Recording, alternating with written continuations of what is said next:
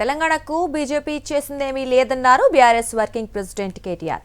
BJP కొత్త కుట్రకు తెరలేపిందన్నారు. డీలిమిటేషన్లో దక్షిణాదికి అన్యాయం జరిగితే సహించేది లేదన్నారు ఆయన. అవసరమైతే దక్షిణాది రాష్ట్రాల తరఫున కేసీఆర్ నాయకత్వంలో ఆందోళనకు దిగుతామని హెచ్చరించారు కేటీఆర్. భారతీయ జనతా పార్టీ కూడా ప్రజల సమస్యలు గాని తెలంగాణ కోసం గాని చేసిందేమీ లేదు.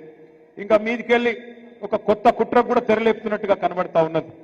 కొత్తగా మరొక కుట్ర కూడా చేస్తున్నది భారతీయ జనతా పార్టీ. మీరు చూసింటారు ఇవాళ పేపర్లలో సీట్లు పెరుగుతున్నాయి, అసెంబ్లీ సీట్లు, పార్లమెంట్ సీట్లు అని ఇవాళ పేపర్లో మీరు చూసే ఉంటారు. కానీ అందులో కూడా ఏదో కుట్ర జరుగుతున్నట్టుగానే కనబడతా ఉన్నది.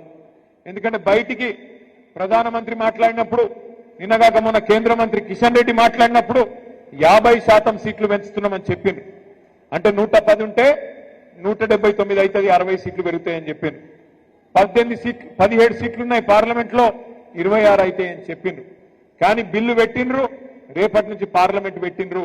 బిల్లులో మాత్రం 50% ముచ్చట లేనే లేదు. అంటే చెప్పేదొకటి చేసేదొకటి. మీరు ఒక్క మాట యాది పెట్టుకోండి, భారతీయ జనతా పార్టీ ఎన్నటికి కూడా తెలంగాణకు మిత్రుడు కాదు.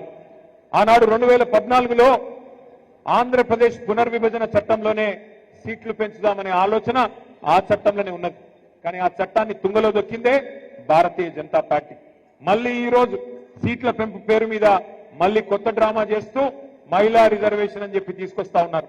మహిళా రిజర్వేషన్ కు మేము అనుకూలమే. మహిళా రిజర్వేషన్ ఖచ్చితంగా సమర్థించిందే కేసీఆర్ గారు, మన పార్టీ. శాసనసభలో, శాసన మండలిలో తీర్మానం చేసి కేసీఆర్ గారి నాయకత్వంలో మహిళలకు ఖచ్చితంగా చట్టసభల్లో 33% ఇయ్యాల్సిందే. మేము ఇక్కడ మార్కెట్ కమిటీలో ఇచ్చినాం, స్థానిక సంస్థల్లో 50% ఇచ్చినాం, మీరెందుకు ఇయ్యరు అని చెప్పి శాసనసభలో, శాసన మండలిలో తీర్మానం చేసి పంపిందే కేసీఆర్ ప్రభుత్వం, బీఆర్ఎస్ పార్టీ. దాని విషయంలో ఇబ్బంది లేదు. కానీ డీలిమిటేషన్ పేరు మీద దక్షిణాది రాష్ట్రాలకు, తెలంగాణకు, ఆంధ్రకు, తమిళనాడుకు, కర్ణాటకకు, కేరళకు, పాండిచ్చేరికి అన్యాయం చేస్తామంటే మాత్రం ఎట్టి పరిస్థితుల్లో ఊరుకోము. ఎట్టి పరిస్థితుల్లో బీజేపీకి సమర్థన ఇచ్చే ప్రసక్తే లేదు.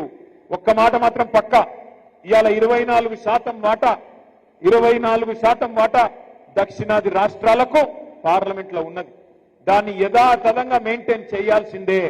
లేకపోతే మాత్రం ఎట్టి పరిస్థితుల్లో తిరుగుబాటుకు, పెద్ద ఉద్యమానికి కూడా బీఆర్ఎస్ నాయకత్వం వహిస్తుంది. అవసరమైతే కేసీఆర్ గారే ముందుండి నడిపిస్తారనే మాట కూడా నేను భారతీయ జనతా పార్టీకి, కేంద్ర ప్రభుత్వాన్ని కూడా చెప్తా ఉన్నా.